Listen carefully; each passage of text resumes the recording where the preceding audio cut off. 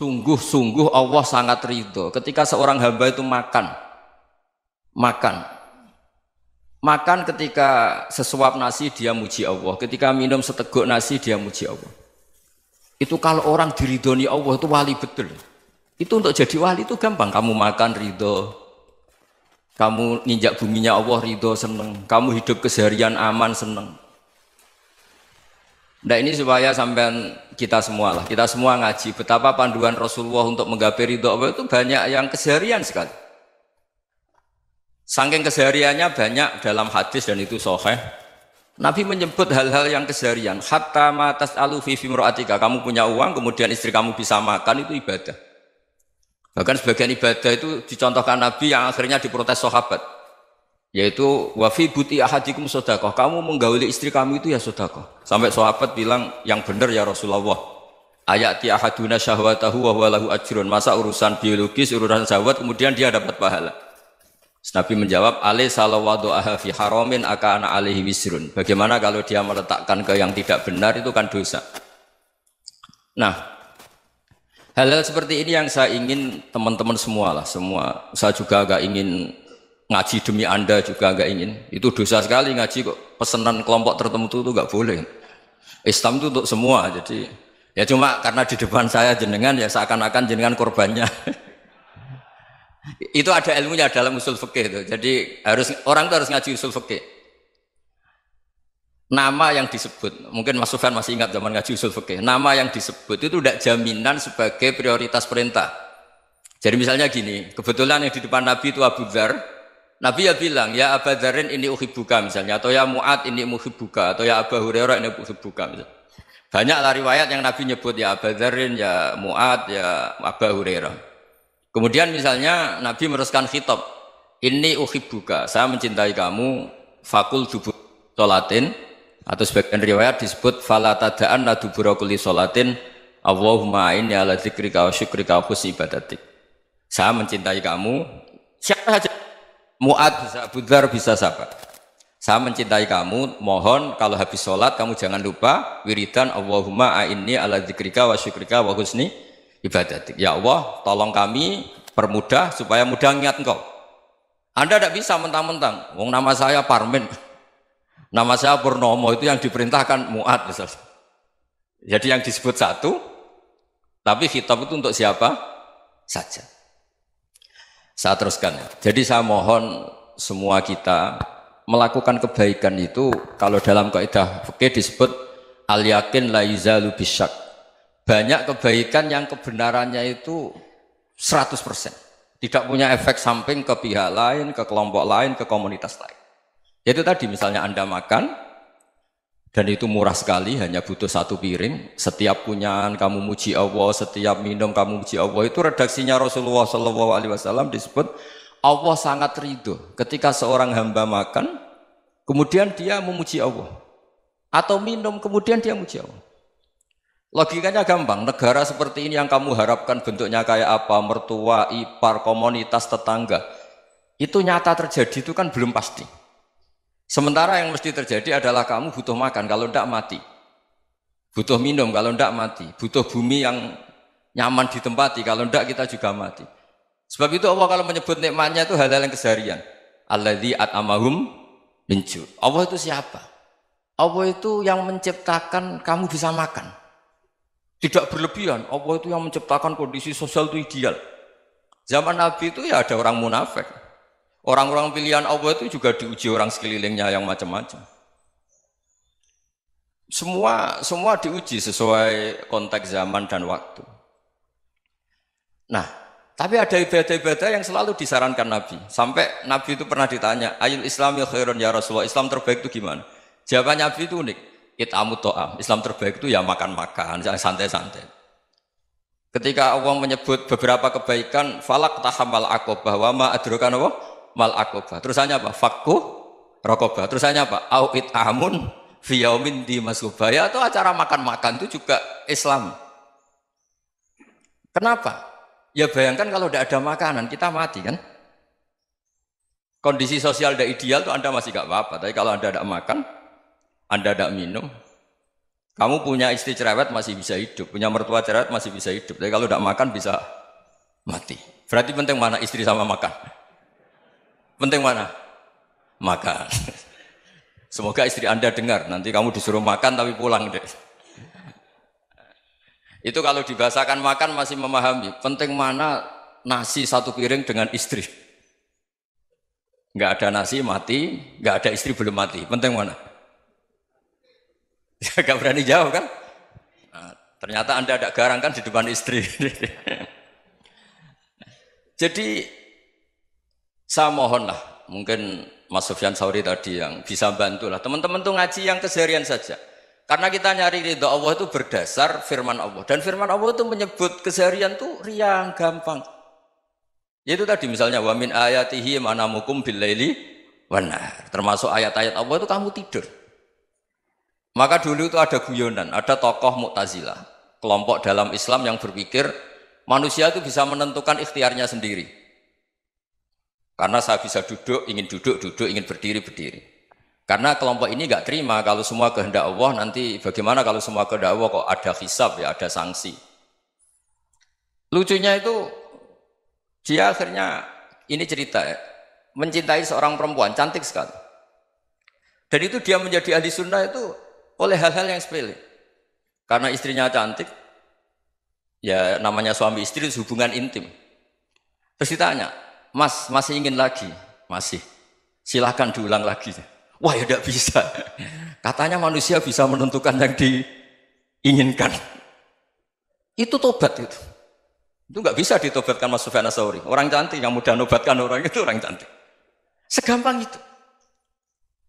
Akhirnya kita tahu, makanya kalau dalam kitab Hikam itu disebut al-aqil mayyakul madza yaf'alu wa hubi wal ghafil mayyakul madza af'al. Orang yang punya akal karena sadar ini wilayah Allah, semua milik Tuhan. Itu dia tiap hari berpikir, besok Allah akan melakukan apa terhadap dunia ini. Kamu merencanakan sesuatu mau plesir, ternyata gempa. Mau wisata ke Rusia, ternyata perang. Kamu tidak pernah tahu apa yang akan terjadi besok. Wa ma tadri nafsum madza taksibu ghadan. Tapi anda semua kita ini sering punya jadwal permanen. Makanya saya kalau diundang siapa saja, sana takdir. Yang jelas Gus ini acara penting. Ya masih acara penting nak pangeran ngersakno piye? Kok ape dadi pangeran? Kamu kok mau jadi Tuhan? Itu kadang ya kiai. Penting Gus acara ini jenengan harus memastikan bisa.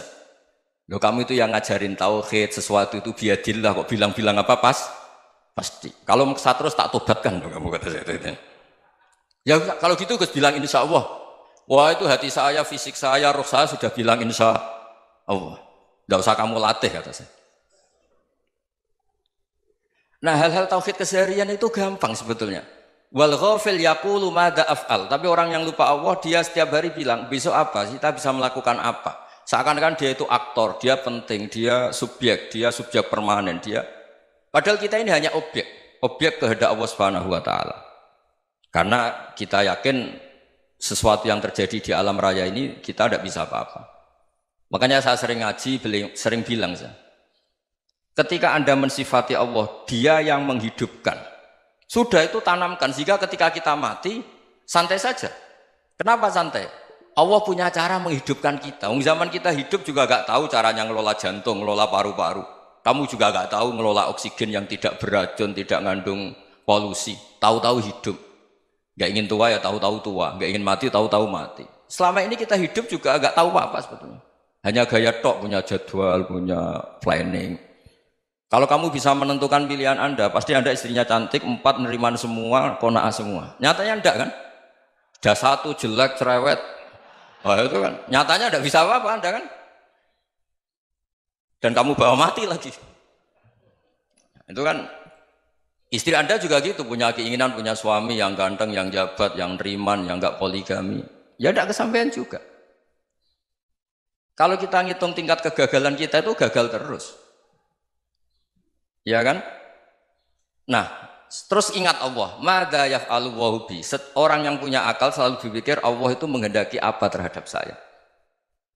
Lalu sama-sama orang ngelihat orang yang serius, itu kata Anda itu pemikir berat, serius. Senang punya tokoh yang merengut tuh, karena kamu anggap serius. Tapi sebagian orang anggap orang yang serius itu wong merengut, wong masam, wong muka kok ditekuk. Jadi sama Itu hati, ya muqallibal qulub tsabbit qalbi ala dinik. Karena kita nggak tahu cara berpikir kita tentang orang lain, tentang sekeliling kita. Misalnya kita orang baik yang jenis ngurmat fakir miskin. Ada orang bangun masjid mewah itu janggal. Apa artinya masjid mewah kalau banyak orang kelaparan? Tapi kalau yang jenis pendidikan, apa artinya masjid mewah kalau tidak bisa ngaji? Nanti yang jenis infrastruktur, apa artinya ini kalau semuanya punya sudut pandang yang berbeda-beda. Dan Islam mengapresiasi semua kebaikan. Tapi katakan semua kebaikan itu adalah kehendak Allah Subhanahu wa taala. Karena apapun baik Anda itu pakai fasilitas yang diberikan oleh Allah Subhanahu wa taala. Sehingga ini yang disebut qulillah tsumadarhum fi khawdihim yal'abun. Ya kembali tadi ke tema-tema bahwa keseharian Anda ini sudah Islami. Saat Anda tidak bisa melakukan apa saja. Saya sering ada jenazah, biasanya kalau tetangga meninggal saya sering disuruh ngelepas. Saya bilang orang ini baik karena sering ngelamun di rumah, sering nganggur di rumah. Ditanya sama anaknya, kenapa Gus nganggur baik? Ya kalau dia nganggur artinya juga agak berbuat sesuatu yang maksiat kan? Ya kan, orang nganggur di rumahnya ya tidak bunuh orang, tidak maling, tidak korupsi, ya namanya nganggur di rumah. Lah cuma istri cara pandang nganggur gak menghasilkan uang itu, tapi juga gak menghasilkan kriminal kan? Jadi sebenarnya Islam itu cara, makanya kalau sampai ngaji usul fikih itu ada kitab usul fikih, namanya Lubul Usul, itu terkenal sekali di pesantren itu. Itu kalau ngapresiasi keseharian itu luar biasa. Izma min mubahin illa wa yatahaqqaqu bihi tarku haramimma. Karena keseharian yang mubah saat Anda lakukan itu ada kehebatan yang luar biasa, yaitu meninggalkan haram. Makanya dulu banyak orang-orang alim ketemu temannya itu guyon sampai semalaman. Itu biasanya yang semangat Islam itu kiai kok tidak tahajud, kiai kok tidak witir. Orang yang sedang mapan uangnya banyak, malam itu tidak kelayaban itu sudah luar biasa. Melawan nafsu supaya tidak maksiat itu sudah luar biasa. Supaya lupa guyon sama temannya semalaman sampai subuh. Gejlok-gejlokan ngenang zaman miskin, zaman kuliah nggak jelas, zaman apa. Melihatnya jangan tarkut tahajud. Seperti ini meninggalkan tahajud, tapi meninggalkannya ini talkul muharramat. Jadi kayak apa hebatnya? Sehingga Imam Ghazali punya riwayat yang agak unik. Hatta takuna ibadatu akhiri hadil ummah iku an-naum. Sehingga suatu saat ibadah terbaik umat ini itu tidur. Itu kan riwayat kontroversi. Ketika Imam Ghazali tanya, kenapa iya? Kenapa kamu mulai keluar dari rumah itu sudah banyak maksiat? Melihat perempuan yang enggak mahram, melihat fenomena. Tapi kalau kamu tidur itu enggak melihat apa-apa. Tapi juga kamu jangan nganggap tidur itu ibadah betul. Saatnya melakukan fardu ain malah masih tidur. Tapi itu sudut pandang yang menjadikan kita Islam itu gampang. Jadi saat Anda tidak bisa aktivitas apa-apa, misalnya ada beberapa orang yang lumpuh. Lumpuh itu memang nggak bisa Jumatan, nggak bisa ibadah, tapi dia juga nggak bisa maksiat. Tidur itu memang Anda saat itu tidak bisa tahajud, tidak bisa witir, tapi saat itu ada zina, ada maling, tidak gosipkan orang, tidak bully orang, tidak menanamkan kebencian, tidak hasut. Sehingga tidur menurut Allah Ta'ala wa min ayatihi manamukum billaili apa?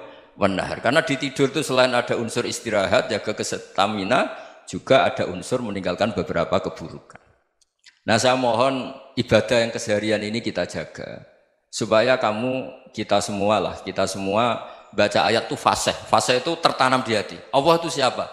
Alladzi at'amahum min ju'i wa amanahum min khawf. Dan Allah kalau cerita di Quran itu anna sababnal ma'a sabba thumma syaqaqnal ardhan wa syaqqa fa ambatna fiha habba wa inaba wa qadba wa zaituna wa nakhla wa hadaika hulba. Kamu tahu saya ini siapa kata Allah?